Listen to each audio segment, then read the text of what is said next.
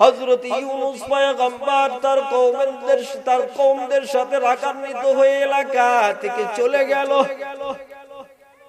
সাগরের পাড়ে গিয়ে দেখে জাহাজ রেডি, জাহাজে উঠে পড়লেন। কিছু দূর যাওয়ার পর জাহাজটা আটকিয়ে গেল। জাহাজের কমান্ডার বলল, তোমরা কে আছো? এখানে গুনাহগার, অথবা তোমরা এমন গোলাম আছো যে মালিক থেকে পালিয়ে আসছে। এক বর্ণনার ভিতরে হযরত ইউনূস পয়গম্বর জবাব দেয়, আমি সেই গুনাহগার। অন্য বর্ণনার ভিতরে আছে তারা লটারি করলো, লটারি করার পর হযরত ইউনূস পয়গম্বরের নাম 3 বার আসলো। হযরত ইউনূস পয়গম্বর আল্লাহর নবী নিজেই ঝাঁপিয়ে পড়লেন সাগরের মধ্যে। ঝাঁপানোর পর একটি মাছ তাকে গিলে খেলো।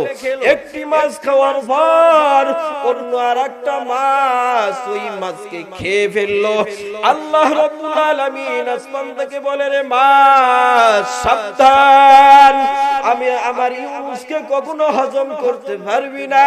আমার ইউনূসকে তোর পেটের মধ্যে রাখ, কিন্তু আমার ইউনূসের যেন কোনো ক্ষতি না হয়। ওই মাছ ইউনূস আলাইহিস সালামকে হজম করে নাই, ক্ষতিও করতে পারে নাই। কিন্তু ইউনূস পয়গম্বর ওই মাছের ভিতরে আল্লাহর জিকির শুরু করে দিলেন, লা ইলাহা ইল্লা আনতা সুবহানাকা ইন্নী কুনতু মিনাজ জালিমিন।